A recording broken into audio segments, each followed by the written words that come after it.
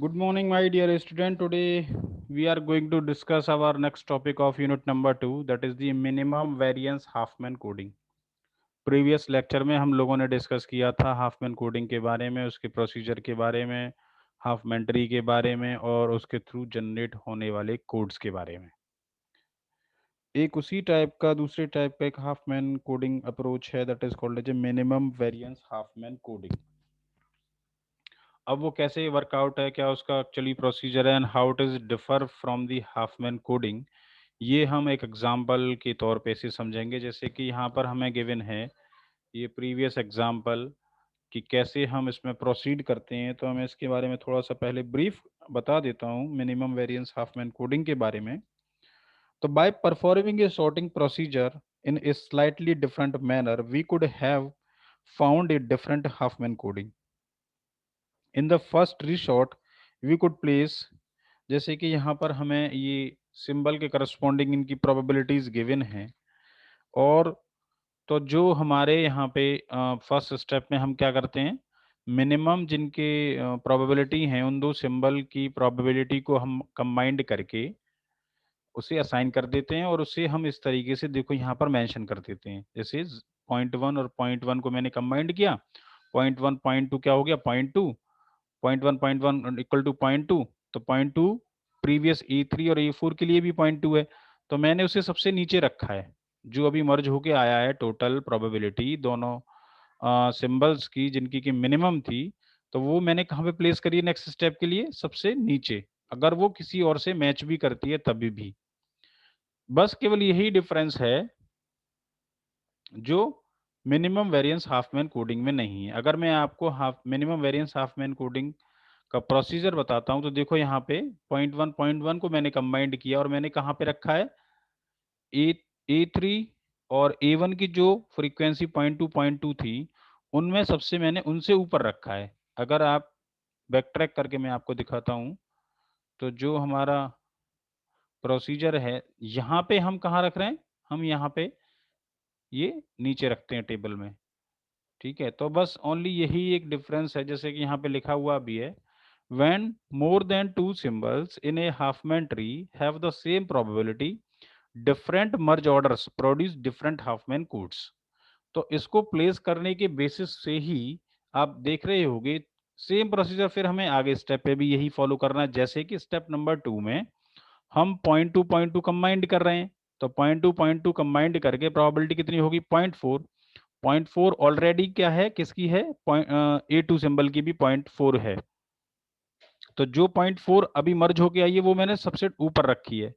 अगर मैं यही कंपैरिजन प्रीवियस वाली हाफमैन कोडिंग के बेसिस पे करता हूं, तो मैं अगर यही फ्रीक्वेंसी किसी और से मैच हो रही होती या प्रोबेबिलिटी मैच हो रही होती तो मैं उसे नीचे रखता। केवल यही डिफरेंस है in the minimum variance Huffman coding and Hopman coding. तो फिर हम आगे बढ़ गए 0.4 और 0.2 को मैंने कंबाइंड किया, दैट इज इक्वल टू 0.6। तो इसमें तो देखो कोई चेंज नहीं है, लेकिन ये जो चेंज आ रहा है वो तभी आ रहा है जब मर्ज करने के बाद जो फ्रीक्वेंसी आ रही है टोटल फ्रीक्वेंसी, अगर वो फ्रीक्वेंसी या प्रोबेबिलिटी किसी भी एग्जिस्टिंग सिंबल की प्रोबेबिलिटी या फ्रीक्वेंसी से मैच करती है, तो हम उसे सबसे पहले लिखते हैं जो अभी मर्ज करके आई है। जैसे कि देखो यहाँ पर लिखा हुआ है in the case of minimum variance Huffman coding. और अगर मैं बात करता हूँ हाफमैन कोडिंग की, तो मैं कंबाइंड करने के बाद जो फ्रीक्वेंसी या प्रोबेबिलिटी आती है, और वो फ्रीक्वेंसी या प्रोबेबिलिटी किसी भी एग्जिस्टिंग सिंबल की प्रोबेबिलिटी या फ्रीक्वेंसी से मैच करती है, तो मैं उसे कहाँ पे प्लेस करता हूँ, मैं उसे सबसे नीचे प्लेस करता हूँ। जैसे मैं पहले आपको ये दिखाई दे रहा होगा, जैसे ये हम यहाँ पे कहाँ पे रख रहे हैं, यहाँ पे हम सबसे लोअर लेवल पे रख रहे हैं। देखो जबकि इस ये प्रोबेबिलिटी मैच कर रही है A3 से भी और A1 से भी, लेकिन मैंने इसे कहाँ पे प्लेस किया है, सबसे नीचे प्लेस किया है। और मिनिमम वेरिएंस के केस में मैं इसे कहाँ पे प्लेस कर रहा हूँ, सबसे ऊपर प्लेस कर रहा हूँ। That is only the difference. और इसी प्लेस को इसी तरीके से इसी ऑर्डर में इनको रखने से इससे करस्पॉन्डिंग सिंबल के जो भी कोड वर्ड हैं वो मेरे चेंज हो जाते हैं। जैसे कि यहाँ पे इसके बेसिस पे ये मैंने दोनों तरीके के यहाँ पे ट्री भी नीचे बनाए हुए हैं, तो आप इसका हाफमैन ट्री जैसे हम बना रहे थे हाफमैन कोडिंग के लिए, वो भी आप यहाँ पे बनाते हुए चल सकते हो, तो आपको डिफरेंस पता चल जाएगा कि यहाँ पे जैसे अगर मैं A2 की बात करूं, तो A2 ये जो ट्री है मेरा, ये मिनिमम वेरिएंस हाफमैन कोडिंग के लिए ट्री है, और ये वाला जो ट्री था, ये ट्री था मेरा हाफमैन कोडिंग के लिए। जैसे यहाँ पर A2 है, तो A2 के लिए कोड क्या आएगा, 0 0। तो देखो यहाँ पे 2 बिट का ये A2 के लिए आ गया। ऐसे ही A1 के लिए क्या आ गया, 1 0। यहाँ पे वैल्यू 1, राइट साइड में वैल्यू 1 होती है, यहाँ पे 0 होती है, तो 1 0। ऐसे ही A3 के लिए क्या हो जाएगा, 1 1, जैसे कि देखो यहाँ पर है। ऐसे ही A4 के लिए क्या हो जाएगा, 0 1 0। ऐसे ही A5 के लिए क्या हो जाएगा, A5 यहाँ पर है, तो रूट नोड से लेके उस नोड तक आने के लिए जो भी बिट्स को हम एक्सेस कर रहे हैं, तो 0 1 1, तो ये हमारा A5 के लिए आ गया। तो इस तरीके से यहाँ पे ये हमारे कोड्स आ रहे हैं। और यहाँ पर ये हमारे जो ट्री है, ये हमारा प्रीवियस वाला हाफमैन कोडिंग के बेसिस पे ट्री है। इसमें अगर आप देखते हो तो A2 के लिए क्या वैल्यू आ रही है, 1। A1 के लिए क्या आ रहा है, 0 1। A3 के लिए क्या आ रहा है, 0 0 0। A4 के लिए क्या आ रहा है, 0 0 1। A5 के लिए क्या आ रहा है, 0 0 1 1। तो that is only the difference. और इसके बेसिस पर भी जो अभी हमने मिनिमम वेरिएंस हाफमैन कोडिंग अभी यहाँ पर एक्सप्लेन किया है, इस प्रोसीजर को जो बताया है, अगर इसके बेसिस पे हम एवरेज लेंथ भी कैलकुलेट करते हैं, जैसे कि यहाँ पे इन्होंने बताया average code word length is still 2.2। Previous case की अगर हम बात करें तो देखो वहां पर भी हमारी यही वैल्यू आ रही थी, तो एवरेज लेंथ में कोई डिफरेंस नहीं है, but variances are different. That is only the benefit of using the minimum variance Huffman coding.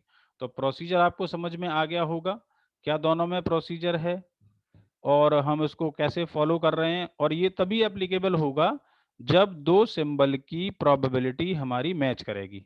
जैसे देखो यहाँ पे लिखा हुआ है, when more than 2 symbols in A Hopman tree have the same probability, तभी ये कंडीशन अराइज होगी, तभी मिनिमम वेरिएंस हाफमैन कोडिंग हमारा अप्लाई होगा। अगर ये कंडीशन अराइज नहीं होती है तो हम अब तो फिर कोई डिफरेंस होगा ही नहीं मिनिमम वेरिएंस और हाफमैन कोडिंग में।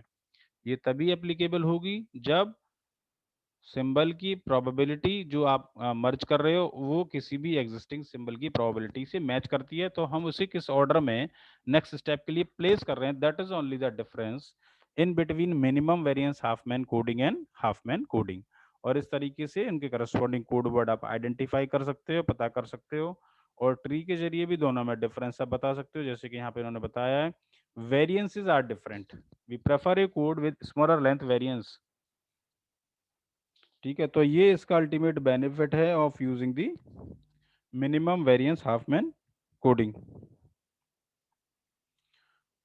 ओके, नेक्स्ट लेक्चर में हम लोग बात करेंगे अडेप्टिव हाफमैन कोडिंग की। Thank you.